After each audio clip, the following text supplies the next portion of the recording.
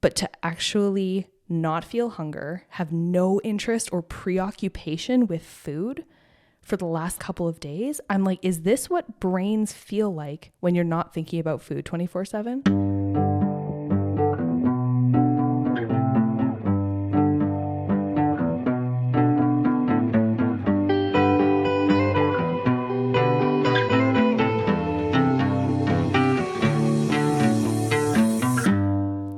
Hello and welcome back to the Uncovery podcast.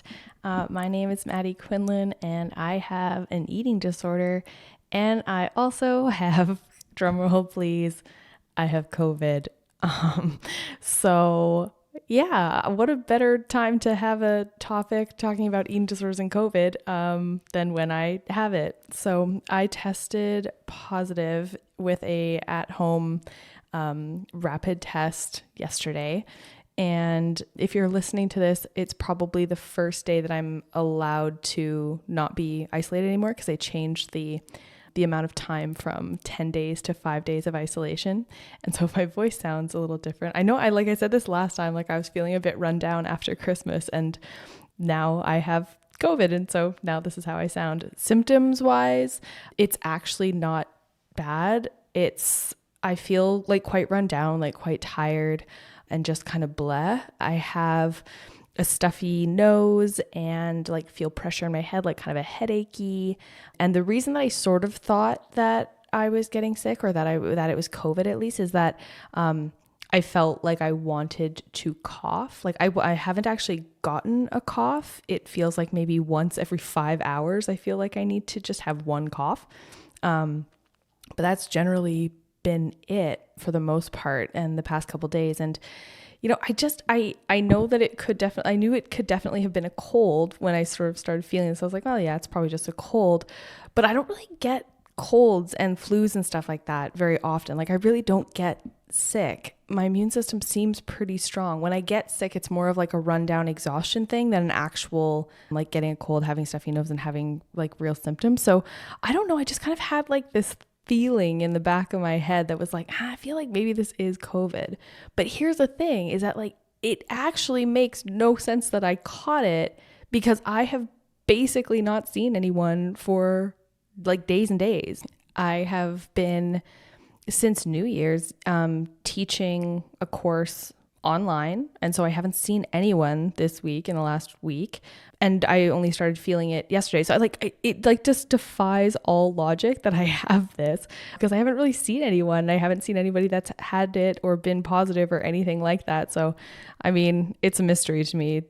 I'm double vaccinated. I do what I'm supposed to do, wear a mask and stuff like that. So I'm like, this seems like a case study in like us really having no fucking clue what this is all about and how people get it and stuff like that. But I'm feeling but like actually quite glad that I got it, to be honest. So like when this Omicron, whatever, like this most recent variant, it seems like super, super contagious. Everybody seemed to be getting it starting in, kind of in December.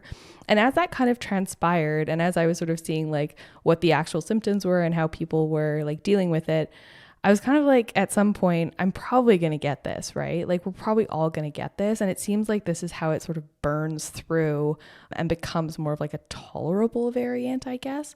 But I just was kind of like, yeah, at some point I'm probably going to get this. But I really didn't want to get it before Christmas. I love Christmas. I really wanted to be able to see my parents, see my family, and not like have to miss any of those things that we were doing. And then see my mom on her birthday, which is New Year's Eve. So a lot of stuff just like got canceled because of lots of people getting sick. So I really wasn't doing a whole bunch of different like Christmas events this year. And I was like, this is good. I'm like going to avoid it. I'm like dodging the Omicron laser beams, like all leading up to Christmas and up into New Year's. But then I also knew that I didn't want to get sick from like January 17th onwards, because I start this new 6-month really big work contract, and I'm like, hey, I can't get it then. I don't have time then. And I also found out that I was teaching this university course this first week of January in block week. So I was like, I have like a window of about 5 days that like if I was going to try and like burn through this, and if I were to get it, this would be the time that I would absolutely need to get it, and that's it. And I guess I manifested that, because literally the day after I was done my teaching for this week was the day that I started to come down with this. And now I'll have, I don't know, double vaccination and natural immunity of some kind. Who knows?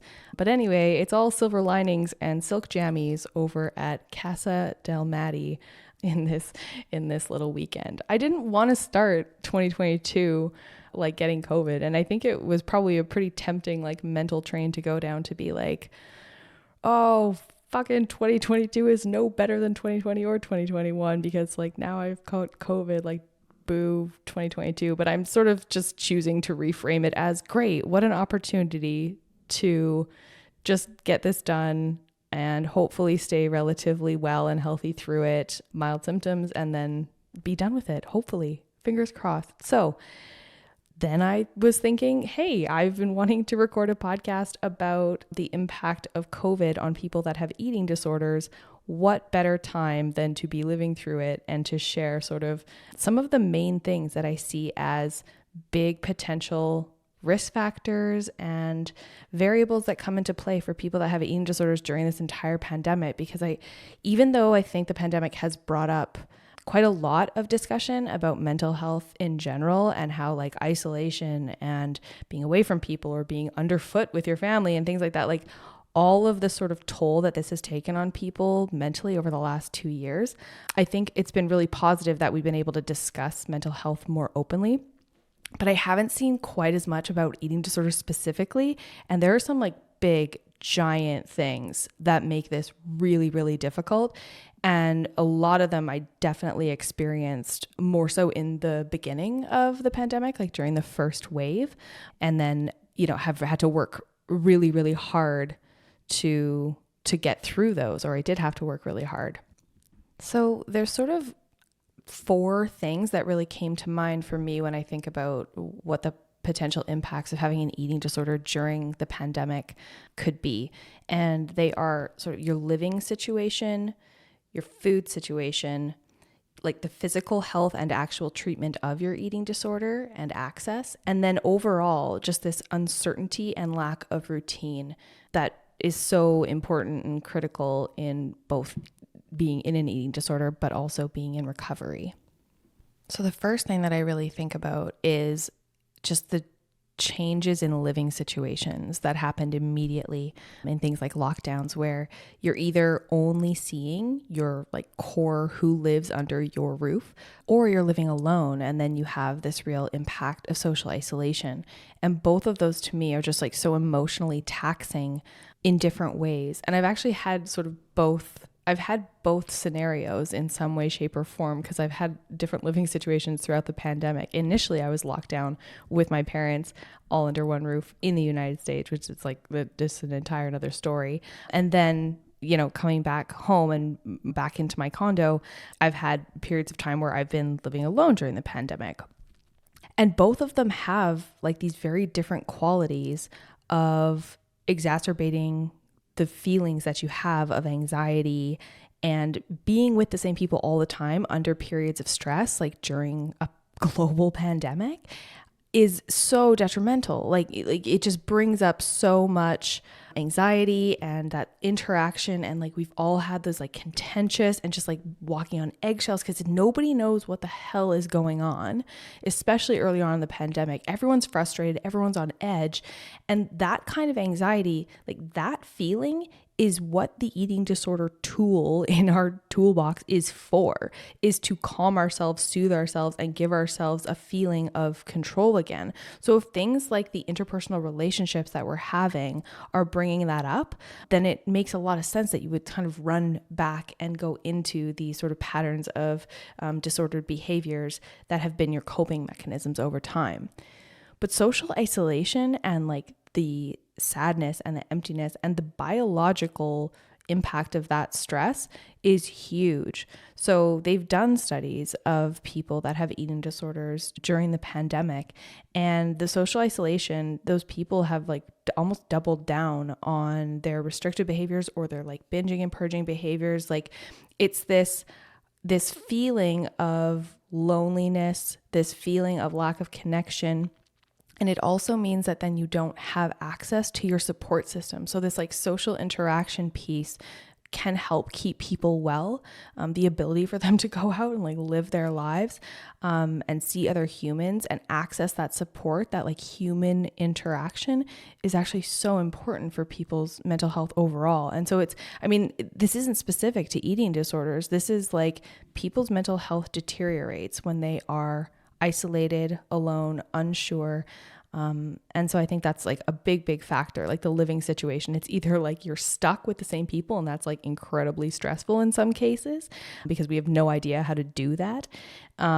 Or you're alone and isolated, and that's incredibly difficult and painful. So that's the first thing is the living situation. The second piece is the food situation. So if you remember back to the beginning of the pandemic, there was this kind of rush when everything was getting locked down to like hoard things like toilet paper or like buy up all the food.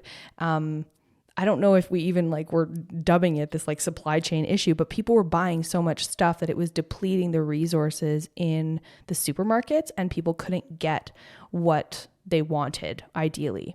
Now, for a person with an eating disorder, the idea that you cannot access the food that you want or that you need is, I have a hard time describing how stressful that is and without sounding ridiculous, but like it is panic inducing to be like, what will I be able to get?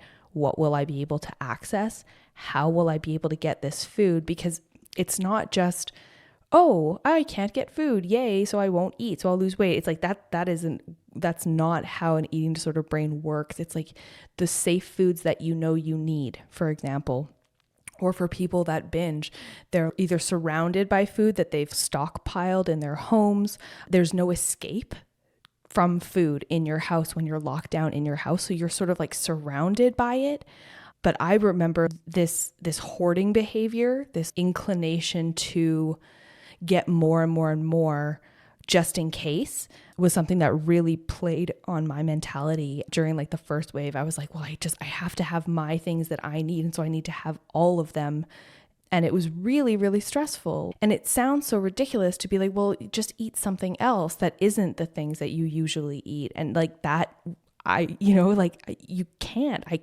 feel like I can't do that. So you have this mindset of, if there's a lack out there in the world and I'm so uncertain and I don't know what's going to happen, I need to have these things.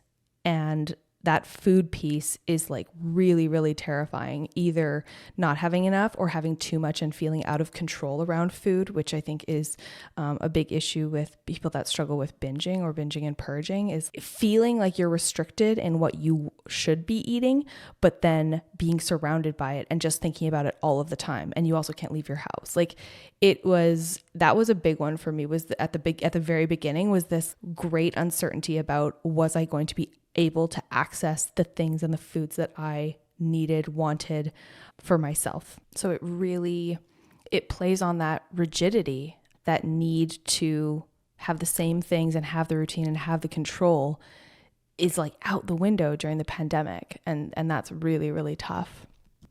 And not everyone has the ability to afford to buy what they need or to get the things that they need to be well too. And during the pandemic, there was a ton of like job loss and a ton of work being put on hold, and food is expensive and it's an expense. And if you don't have the resources in order to be able to navigate that, then that's another impact of the pandemic.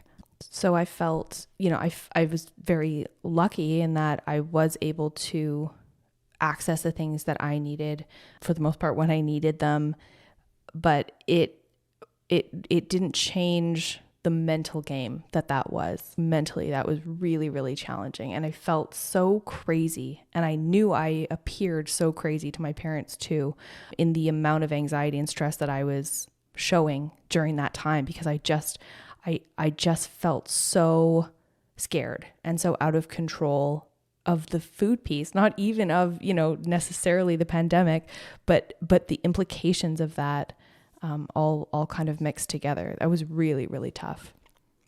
And like you see that kind of weird food hoarding or scarcity mindset behavior outside of pandemic, right? Like that's something that people with eating disorders tend to have, sort of stockpiling food in some cases, either that or like getting all food out of the house or throwing it out and things like that, like these kind of extremes that we have. But this is just like take that mindset and then level up the anxiety, level up the uncertainty, level up the inaccess to these things. And that's such a perfect storm. So yeah, there were lots of backups of like certain things, luckily in some regard, like normal people don't want to eat the weird stuff that some people with eating disorders like. I don't know. There was probably less of a risk of running out of like the random sugar-free, stupid diet foods that I would want during the pandemic anyway. But still, that the point remains. It's about the perception of the availability, not like I'm not going to be competing for sugar-free Jell-O from people at like Albertsons. Now, obviously, COVID is a physical illness, and so you'd be remiss to not talk about the potential physical impact of COVID on a person that maybe isn't healthy.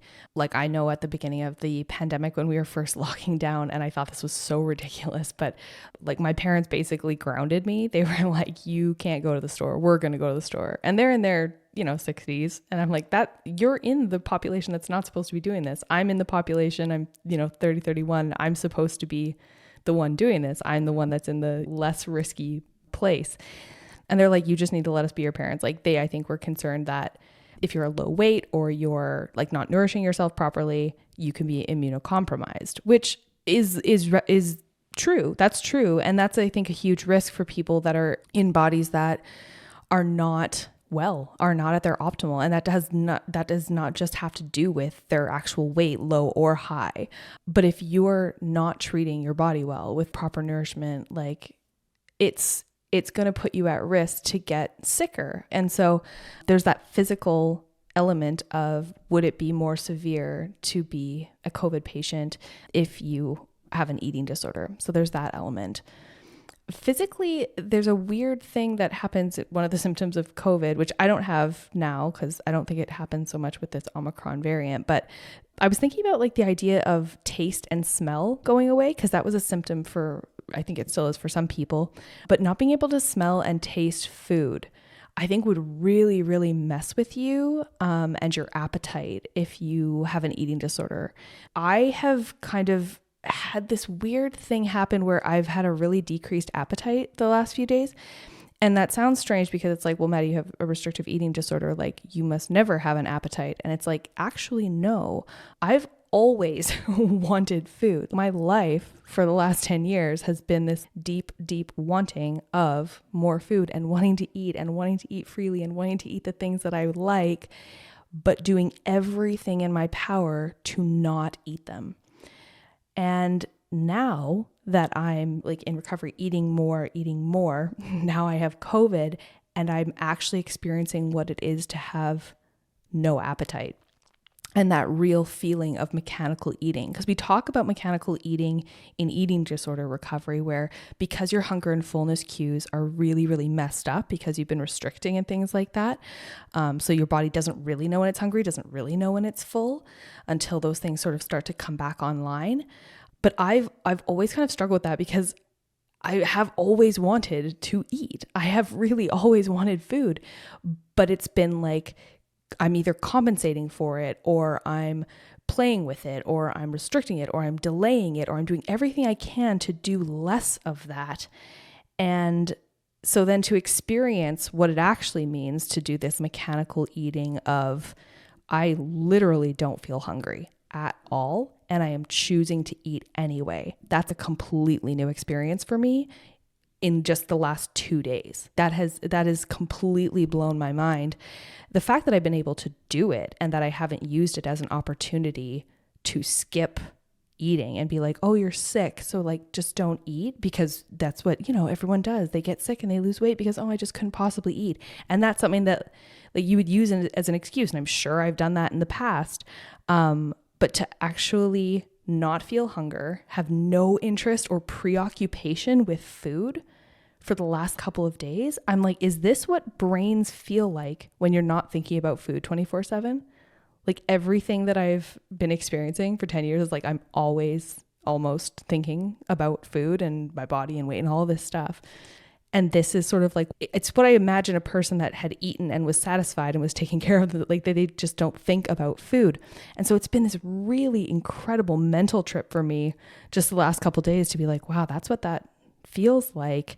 But then also knowing that that is false, that I still need to eat, but that I am choosing then to overcome this, use this as an excuse to restrict. So that's been wild to me, this appetite thing. And so I'm really interested in that. And I think that over time, I can see how free that would feel to have that feeling continue. I'm like, it's that unicorn, that marveling at people that just eat and then don't think about it. And so I felt like I got this taste of that, pun intended, in a very, very strange and backwards way. Now, when it comes to physical treatment and resources and the ability to be in recovery effectively during the pandemic, that's another big piece of like the physical and treatment part is everything basically shut down for in-person, at least initially. And then in certain periods of less severe waves or less severe periods of COVID time, some things would go back to being in person, like certain therapists would still have in-person things, certain dietitians, but it was all online for things like the public health system. And like Zoom has connected us in a way that we didn't realize we needed, but it's also not the same. Online therapy, online group therapy, like, yes, you can access more people for a more accessible period of time, but there is something lost in not being able to do these types of conversations and treatment in person. And I just think it adds to that social isolation. So we've tried to do our best with it, but man, it is just not the same when you have an in-person session with a therapist versus an online Zoom call or something like that. And lots of treatment stuff also got canceled. So they eliminated entire programs. They had to eliminate entire group sessions. They had to pare down everything to its bare minimum. I think partially because a bunch of funding went to COVID instead, of course. And the resourcing for that was just astronomical. So it's like they had to make choices, but there was a ton of stuff that was canceled. And then people that need the help, they can't get it because everything is so pared down and so strapped for resourcing. So that's a huge risk because then you have people that are sick, that are struggling, that can't get help in the time that they need it the most. So the strain on the medical system, and this is not like a COVID commentary episode, but you start to see those spillover effects of when we can't contain or help or treat effectively something like a global pandemic.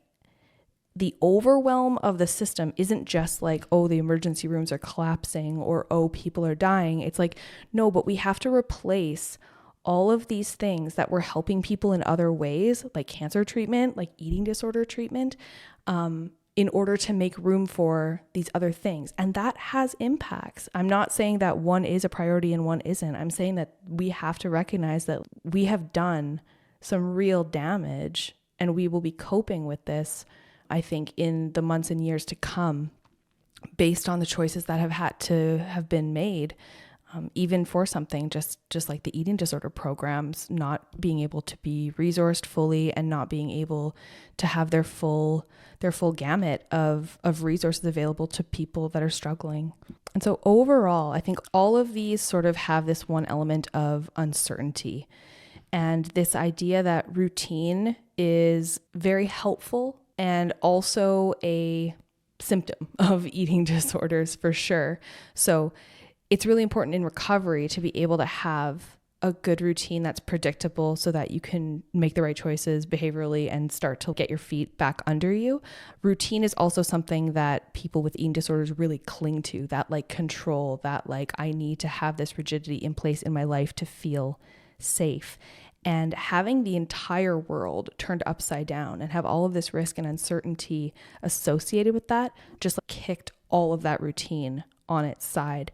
And trying to regain some semblance of control, if your toolbox is an eating disorder, that's what you're going to go to. So they see, even with kids now more, this real uptick in eating disorders. And it's, of course, people are needing a coping mechanism, subconsciously, of course, nobody's choosing this, but you're seeing these behaviors because it's like people are latching onto things they control. It's the same as the toilet paper buying. It's the same as all kinds of different bizarre behavior, or quote, like what we thought was bizarre behavior, but is actually really understandable in the context of a global pandemic, of people that are just feeling like they have no control over their world and their environment and their situation. And so they're like, what can I control? Well, I can control the food that I eat.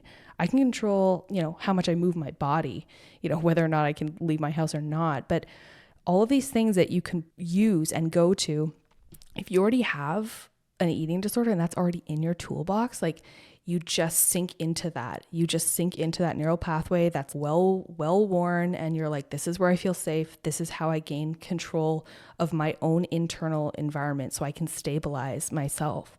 And this like lack of routine and this disconnection from other people, I think just makes that even more of a factor and really contributes to it. And I just know for myself, like how tempting and how much I did run back to those disorders that felt like home during that time, especially early on. Over time, I think as people kind of adapt, things sort of change and maybe reach this new normal. I don't know. But especially initially, it just got its claws in me. Like I was so constricted in what I was willing to do and how I was willing to do it during the early days of the pandemic. And I created routine out of chaos because I had to calm myself. Like I had to ease my own anxiety by creating those routines. And some of them were healthy mechanisms. Like I really got back into meditation. I got back into yoga. I got back into journaling and writing. And like that was really helpful. It forced me to address some stuff like under the surface about like boundary setting and like my relationships in my life. So it forced me to kind of address those things in therapy while it was going on. But it was also me hanging on to things like the food control piece and the exercise piece day in, day out, and just being like, this is all that I can do to stay sane. Which is not good. Like it threw me back for sure in those early stages of the pandemic, just trying to kind of get through it. But it feels like, okay, come home, come here, I'll protect you. Like the eating disorder is like, come here, you can rely on this. This is here for you always. And so because of that, it's like no surprise to me why eating disorder numbers have skyrocketed during the pandemic, and why kids specifically are struggling if they don't have the emotional tolerance or the tools to do anything else. And I think we mistake adaptability and resilience. So we have this idea that because humans are so adaptable, because they can change and morph into whatever situation happens and then learn to cope and figure it out and get through anything, that is not the same as resilience, which is the ability to thrive or bounce back from that kind of thing. So I think that because we're seeing people get used to new normals, whether that's people with eating disorders, kids in schools or not in schools, or anybody else, just because we're adapting to a new normal does not mean that that's resilience. It's still taking its toll. And leading to things like the new term the kind of last year was like languishing. This like, yeah, I'm alive, I'm surviving this, but I'm sort of just like depleted. And so it's really not surprising to me that this has exacerbated the incidence of eating disorders all over the world.